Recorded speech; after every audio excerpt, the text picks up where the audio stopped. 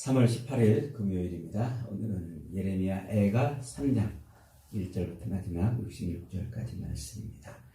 마음과 손을 아울러 하나님께 드리자 라는 제목입니다. 마음과 손을 아울러 하나님께 드리자. 오늘 본문 3장 66절은 1장, 2장 그리고 4장처럼 22절씩 이렇게 3단락으로 되어 있어요. 그래서 앞에서 그 22절이 히브리어 알파벳 22글자 머리 글자를 따가지고 답관체식으로 이 노래를 썼다고 그랬죠. 그런 식으로 기록이 되어 있어요. 물론 정확하게 딱 맞춰지지는 않는데 이 긴 66절이라는 긴 절을 그 알파벳 순서에 맞춰서 쓰려고 아주 이렇게 노력을 많이 한 것 같아요. 그리고 이 시는 굉장히 아주 절제되고 그리고 또 아주 정제된 그런 시적인 표현들, 그런 시어들을 골라가지고 이 본문을 썼어요. 그러니까 예루살렘이 불타고 성전이 무너지는 그 참담한 모습, 그리고 예루살렘 백성들이 또 그 여인들이 바벨론 군인들에게 유린당하고 막 비참하게 죽어가는 그 모습을, 그 처참한 광경을 보면서도 그냥 가슴에 막 속상함, 울분을 그냥 막 토해내는 것에 그치는 것이 아니고 아주 상당히 정제되고 그리고 아주 절제된 그리고 아름다운 시어들로 그 장면들을 묘사를 하고 있어요. 그러면서도 그 진노 속에, 그 처참한 그 광경 속에서 하나님에 대한 이 소망을 놓치지 않고 있다. 이렇게 오늘 본문을 설명할 수 있어요. 그러니까 우리가 시편을 우리가 다 묵상해 봤습니다만도 시편의 시들이 얼마나 아름다워요. 특별히 그 다윗의 시들은 다윗이 절망하고 정말 고난 가운데 깊은 수렁 가운데에서도 그 고통을 승화시켜 가지고 아름다운 시로 하나님을 찬양했잖아요. 오늘 본문도 예레미야의 그 아주 시적인 그런 마음들을 잘 표현해 내고 있어요. 그래서 이 3장 본문 3장은 그냥 예레미야가 자기의 그 슬픔을 그냥 막 토로하고 그 뭐 고통을 호소하는 그런 게 아닌 이 눈앞에서 펼쳐지고 있는 그 처참한 그 광경이 어디서부터 시작이 됐고 이걸 통해서 무엇을 이루려고 하는지 하는 하나님의 손을 봐요. 하나님의 그 섭리의 손. 그 세상에서 벌어지는 그 모든 일이 어쩌다 일어나고 우연히 벌어지는 것이 아닌 하나님의 손이 지금 이것을 주무르고 있다는 것을 보는 겁니다. 그래서 그는 1절에서 이렇게 시작을 해요. 여호와의 분노의 매로 말미암아 고난당하는 자는 나로다. 여기서 나라는 것은 이제 유다 백성들을 대표하는 대표자로서 1인칭으로 그렇게 표현을 해요. 그러니까 나가 곧 유다 백성이고 유다 백성들이 곧 나인 것이죠. 근데 내가 이렇게 고난을 받는데 그 고난이 지금 어디서 왔다고요? 하나님의 분노의 매라 이렇게 지금 표현을 하고 있어요. 그러니까 지금 눈앞에서 펼쳐지고 있는 이 처참한 그런 고통, 고난, 이것이 우연히 온 게 아니고 어쩌다 온 게 아니고 혹은 정치적으로 바벨론이 뭐 힘이 있고 우리는 힘이 약해서 그렇게 오는 게 아니고 이게 지금 하나님이 하시는 일이구나 하고 본 거예요. 그래서 그것을 하나님의 분노의 매라 이렇게 지금 설명을 하고 있는 거죠. 이 말이 뭐냐면 지금 자기가 당하고 있는 이 고통, 이 슬픔과 고통의 근원을 봤다는 거예요.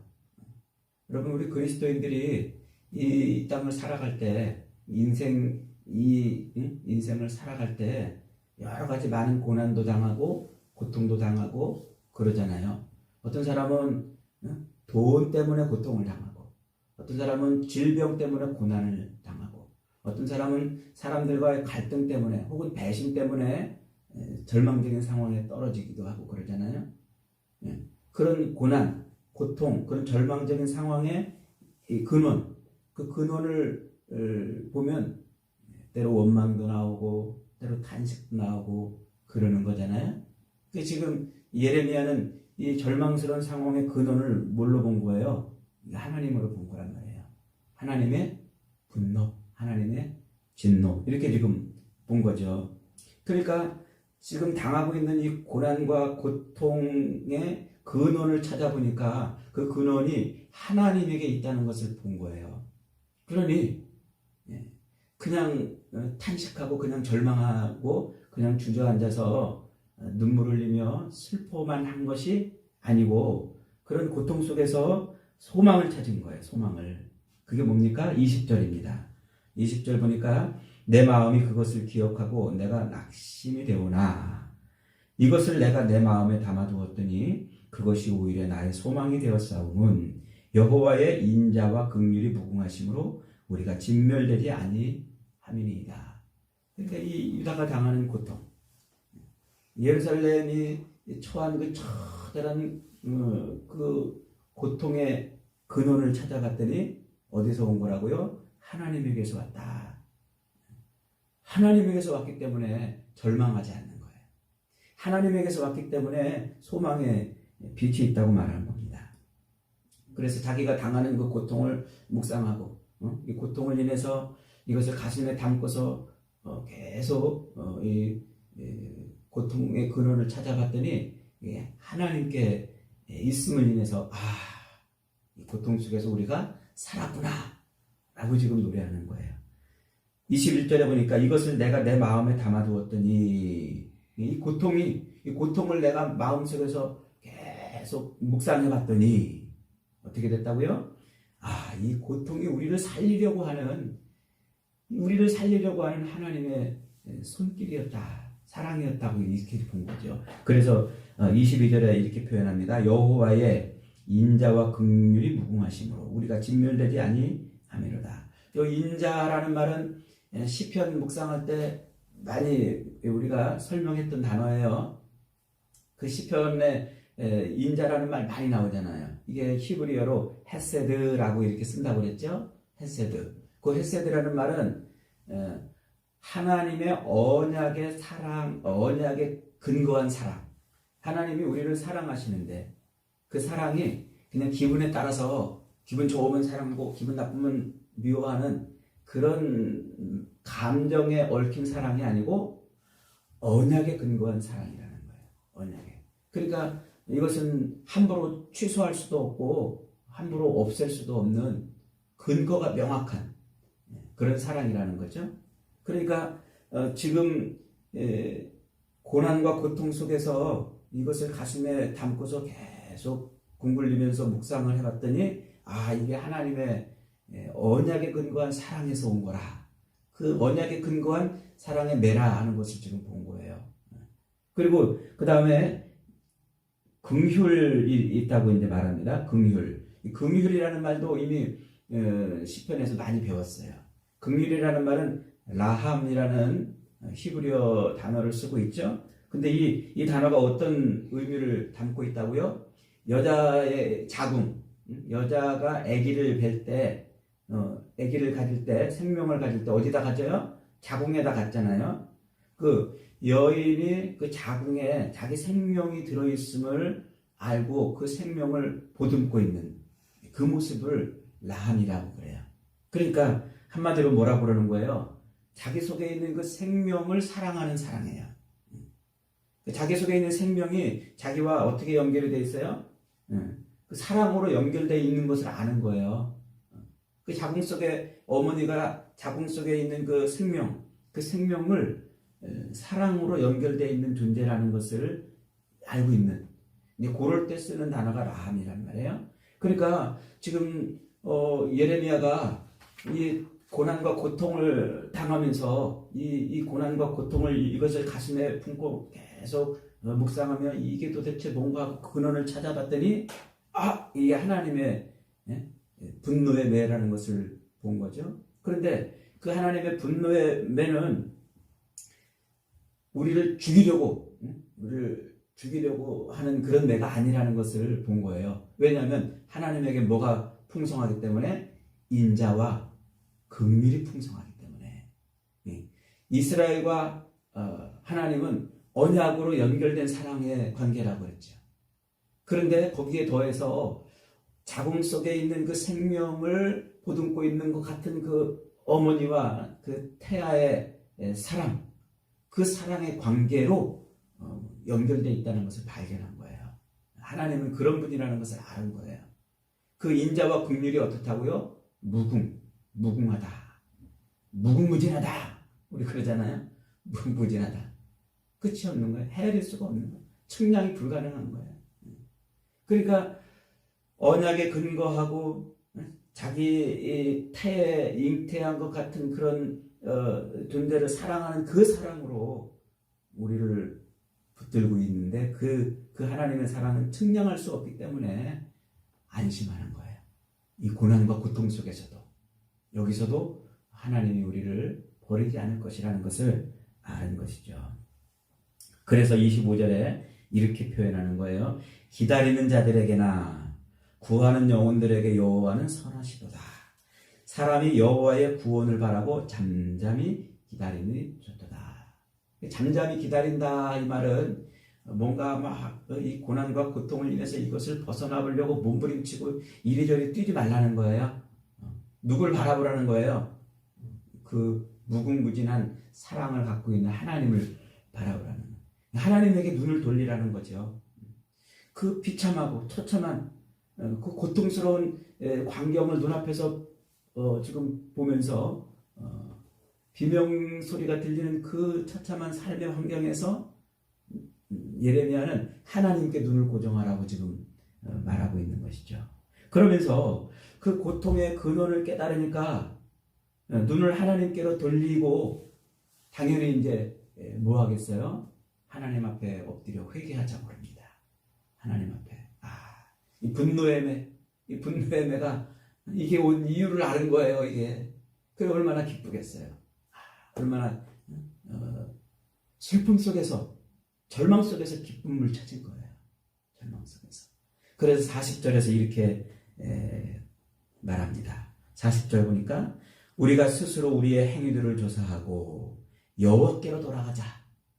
우리의 마음과 손을 아울러 하늘에 계신 하나님께 들자. 얼마나 멋진 고백입니까? 그 절망, 그 비명 소리가 들리고 그 사람들이 죽어나가는 그 처참한 고통을 바라보면서 그 현장 속에서 하나님께 눈을 돌리고서 하나님께로 돌아가자 라고 말합니다. 그러면서 스스로 행위를 조사하여 그러니까 하나님께 회개를 하자는 건데 아주 철저하게 자기의 잘못을 돌아보자는 것이죠. 왜 하나님께서 바벨론의 손에 우리 유다를 내맡기셨는지, 왜 예루살렘 성전이 불탈 수밖에 없었는지, 이 성전을 왜 하나님이 무너뜨릴 수밖에 없었는지 그것을 돌이켜보자는 거예요. 그러면서 41절에 마음과 손을 아울러 하늘에 계신 하나님께 들자. 오늘 설교 제목을 이걸로 뽑았어요. 마음과 손을 아울러 하나님께 들자. 이 아울러라는 말이 뭡니까? 함께, 같이라는 말이에요. 함께, 같이. 마음 따로, 손 따로가 아니고 마음과 손이 하나가 되도록 하자는 얘기죠. 마음과 손이. 여러분, 회개라는 건 바로 그런 거예요. 회개라는 건. 우리의 마음만 들어도 안 됩니다. 손만 들어도 안 됩니다. 우리의 마음과 손이, 우리 행동이 하나로 하나님께 드려져야 되는 거예요. 예레미야 선지자는 그토록 지금껏 40여 년 동안 유다 백성들에게 하나님께로 돌아오라고 외치지 않았습니까? 그렇게 눈물로 외쳤지만 백성들은 돌아오지 못했어요. 어떤 사람은 마음은 돌아왔을지 모릅니다. 그러나 삶이 돌아오지를 않았어요. 어떤 사람은 행동은 돌아왔는지 모릅니다. 그러나 거짓된 행동으로 마음이 돌아오지 않았습니다. 44절에 보니까 이렇게 표현하고 있어요. 주께서 구름으로 스스로 가리우사 기도로 상달치 못하게 하셨도다. 그러니까 마음과 손이 함께 아울러 들어지지 않는 기도는 하나님이 어떻게 하신다고요? 그 기도를 막으신다고요. 막으신다고. 구름으로 스스로를 가리신다고요. 그 구름은 옛날 불기둥과 구름기둥으로 함께 하실 때 구름이 아니에요. 모세가 시내산에 올라갈 때 백성들이 그 시내산에 접근하지 못하도록 막아낸 구름이에요. 하나님 스스로가 숨은 구름이란 말이죠. 그래서 이스라엘 백성들, 유다 백성들이 하나님 앞에 기도할 때, 회개할 때에 마음만 드리고 삶은 바뀌지 않는 그 기도를 하나님이 가르친 거예요. 또 행동은 하나님 앞에 제사드리고 예배드리고 회개하는 것 같은데 마음은 돌아오지 않은 그 기도를 하나님이 스스로 막으신 거예요.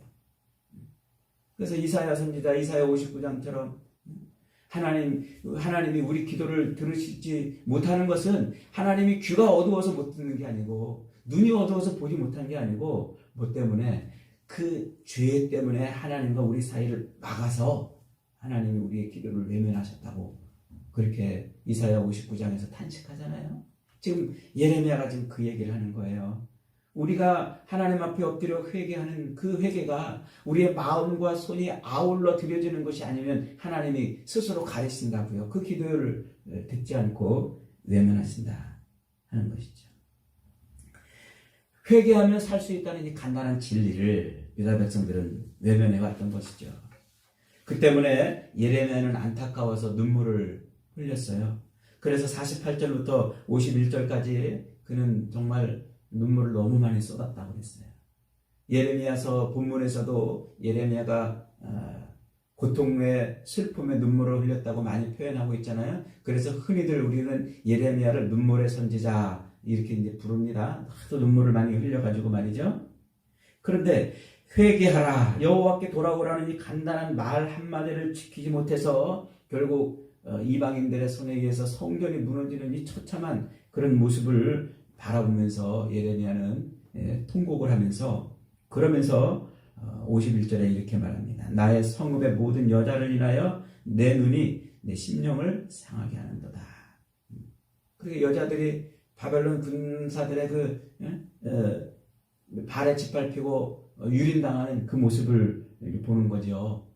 그래서 그러면서 그 때문에 하나님 앞에 눈물로 통곡하면서 마음과 손을 아울러 하나님께 드리는 그 기도를 하자고 지금 외치는 거예요.